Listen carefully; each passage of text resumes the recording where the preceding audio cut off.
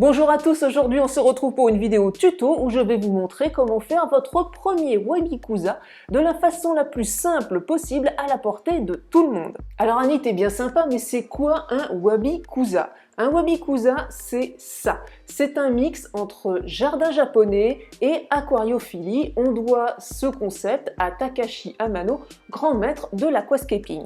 Car oui, il est tout à fait possible de faire pousser toutes les plantes pour aquarium de façon immergée, les pieds dans l'eau et les feuilles à l'air. Pourquoi? Eh bien parce que les plantes pour aquarium ne sont pas de vraies plantes aquatiques.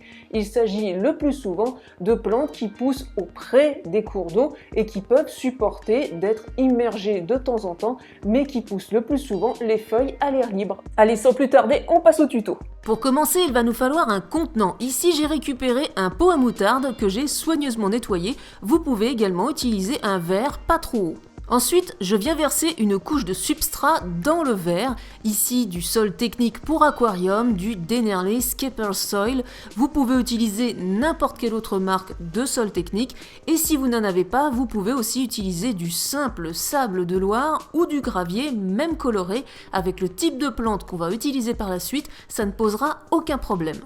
Pour un rendu un peu plus naturel, on ne va pas laisser le substrat à plat, on va faire une petite pente en mettant un peu plus de substrat à l'arrière. Comme avec un aquarium, on peut décorer avec des roches et ou du bois. Ici, j'ai choisi d'utiliser 3 petites roches, 3 petits cailloux que j'ai trouvés en me baladant. Je les ai désinfectés en les passant à l'eau bouillante et maintenant je viens les poser sur mon substrat. Pour le placement des roches, on va essayer de faire quelque chose d'équilibré, de joli à regarder et qui semble naturel.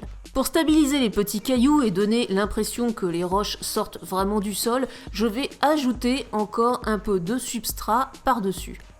Et maintenant, on va ajouter les plantes de la façon la plus simple possible. On va utiliser des graines pour plantes d'aquarium.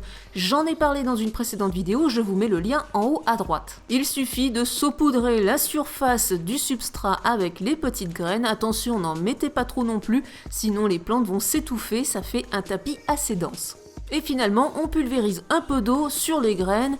Inutile de les noyer ou de remplir complètement le verre, mettez environ 1 cm d'eau dans le verre, c'est tout. Et voilà ce qu'on obtient au final. Maintenant, on n'a plus qu'à attendre que les plantes germent et pour ça, pas d'inquiétude, pas besoin de chauffage, la température ambiante suffira et pas besoin d'éclairage spécifique non plus, l'éclairage ambiant suffit. Voici ce que j'ai obtenu 7 jours après l'installation de mon petit Wabikusa. Les plantes ont commencé à germer. La température ambiante est d'environ 20 degrés chez moi et je plaçais le verre à côté d'un de mes aquariums pour qu'il profite un peu de sa lumière. Quelques jours plus tard, les plantes se sont encore développées et là, on commence à obtenir l'effet recherché, c'est vraiment bien vert partout. Je ne l'ai pas encore précisé, mais je brumise le verre une fois tous les 2 jours seulement et je maintiens le substrat humide en laissant environ 1 cm d'eau dans le verre.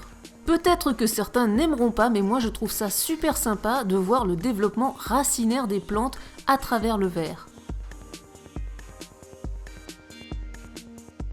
Et voilà le résultat, 2 mois après, un joli pot bien vert. L'avantage du Wabikusa, c'est que c'est petit et que vous pouvez le placer n'importe où, sur une étagère, une table de chevet, pour en profiter où vous voulez. Et voilà un Wabikusa facile à faire, à la portée de tout le monde, que vous soyez débutant en aquariophilie ou en jardinage. Si vous faites le petit Wabikusa chez vous, n'hésitez pas à m'envoyer des photos sur Twitter ou sur Instagram. J'aimerais bien voir vos réalisations. Quant à moi, je ne compte pas m'arrêter là car j'adore ce concept Wabikusa. J'adore les plantes, j'adore le jardinage, donc j'en ferai très certainement d'autres dans les mois à venir. Et voilà, maintenant c'est à vous de jouer. Avant de partir, n'oubliez pas le petit pouce bleu si la vidéo vous a plu. Je remercie une nouvelle fois mes tipeurs qui me soutiennent beaucoup, qui sont très généreux sur Tipeee. Si vous n'êtes pas encore abonné à la chaîne, je vous invite à vous abonner pour ne pas rater mes prochaines vidéos. Et moi je vous dis à bientôt pour une nouvelle vidéo. Bye bye!